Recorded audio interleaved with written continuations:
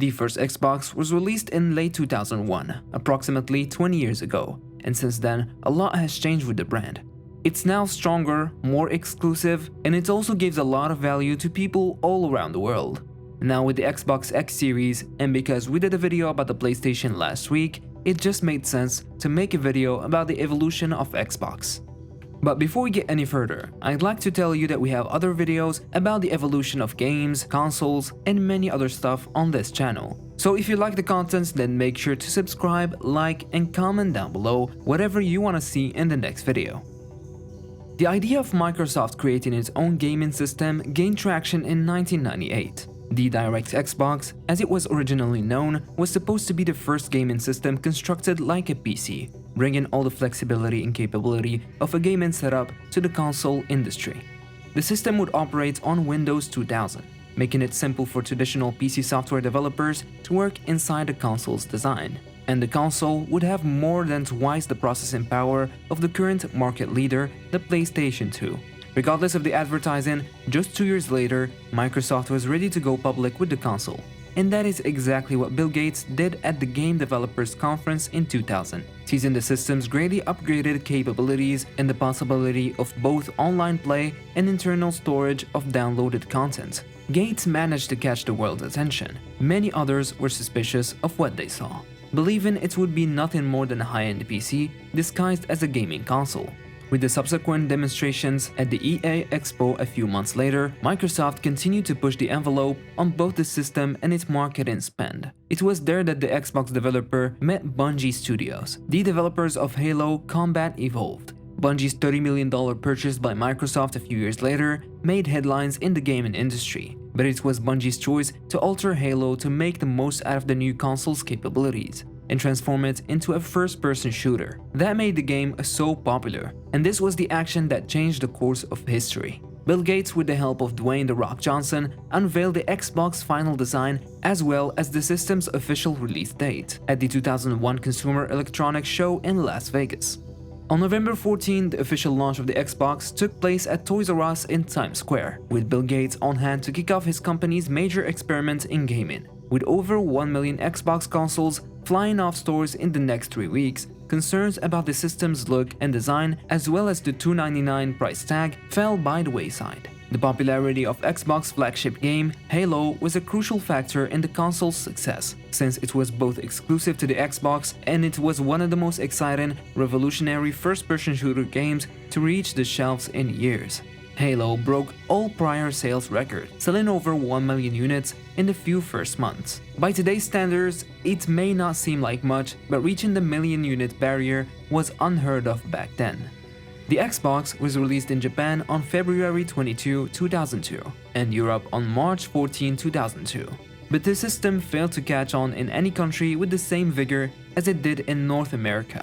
Only about 120,000 Xbox systems were sold in Japan in the first week of sale, confirming Microsoft's fear that the system would struggle to break into the notoriously difficult international market, especially with Nintendo being the leader in Japan. While the Xbox appeared to sell well in North America, Microsoft's expectations for the system were high by any console standard, let alone a brand new system.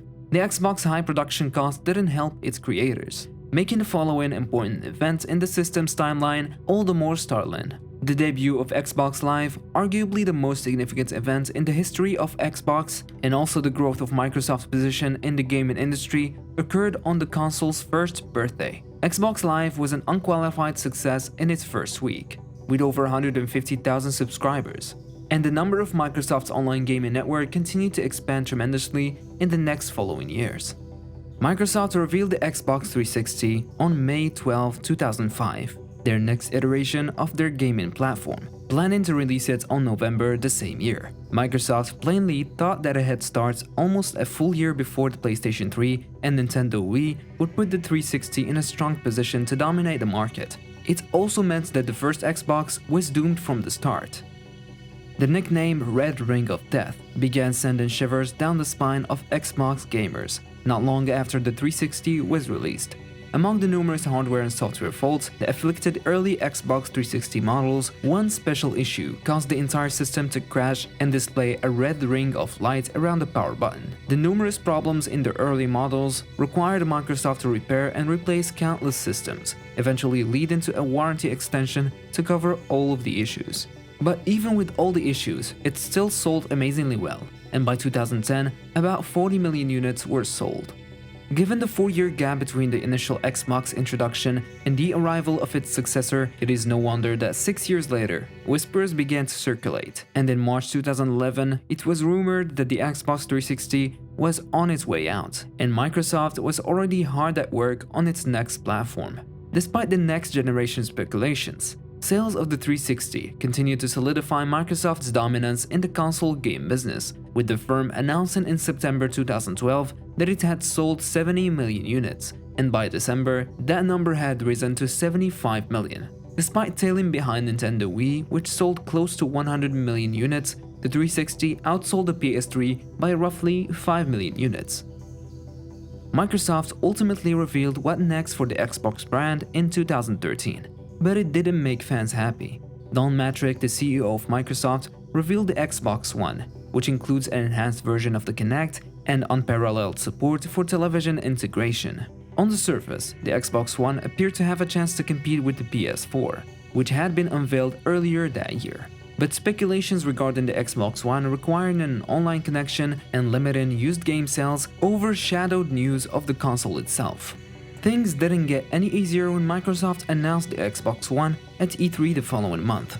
And as per tradition, Microsoft had its presentation before Sony and revealed a $500 price tag for its console, with a Kinect included in every system. Later that night, Sony revealed that the PlayStation 4 will not only have no internet requirements or no restrictions on second-hand titles, but will also only cost $400. If ever a press conference had a knockout punch, this appeared to be it. It was announced shortly after E3 that the company would shift directions on online connection requirements and used games, instead allowing them to work as they did on the Xbox 360. But still, despite increased enthusiasm for the Xbox brand with the decision to eliminate consumer-unfriendly features, the Xbox One has struggled to keep up with the PlayStation 4 in terms of sales, because Microsoft's first-party production teams were unable to compete with Sony's far larger collection of studios. The Xbox One's exclusive game roster was severely constrained, and many of the system's finest games were also published on PC. This resulted in a significant amount of innovation from Microsoft. Now, almost all the company's first-party games are cross-platform compatible, allowing friends on PC and Xbox One to play together and even switch in between platforms without losing any progress. It also announced Xbox Game Pass, a subscription service that provides customers with unrestricted access to an archive of older Xbox games, as well as access to new titles. A mid-generation refresh also contributed to the Xbox One hardware becoming just as enticing, if not more than the PlayStation 4. The Xbox One S was updated to include HDR compatibility and a 4K Blu-ray player, while the Xbox One X was the world's most powerful console at the time of its introduction. It can play native 4K games, which no other game system can accomplish on a regular basis. Yet it's even smaller than the Xbox One S, and that's thanks to the vapor cooling. Now moving on to the latest and most powerful gaming system, and it's none other than Xbox Series X. This monolith of a gaming setup, which debuted in November 2020, alongside the smaller, slightly less powerful but more inexpensive sibling, the Xbox Series S, offers all the latest gaming technology and performance upgrades in one package. The Xbox Series X is the bigger brother of the Xbox Series S, and also the star of Microsoft's next-gen show. The Series X is meant to decrease or totally eliminate load times and get you into the game as soon as possible, thanks to the powerful new AMD hardware such as the new Navi graphics architecture. As you can see with the latest release of the Xbox X Series, Microsoft is clearly more competitive than ever before. And that's pretty much it for the evolution of the Xbox gaming consoles. Now I have a question for you. Are you a fan of Xbox or PlayStation? Leave an answer in a comment down below. And if you enjoyed this video, then make sure to leave a big thumbs up, subscribe and activate notifications. And also check out the other video about PlayStation.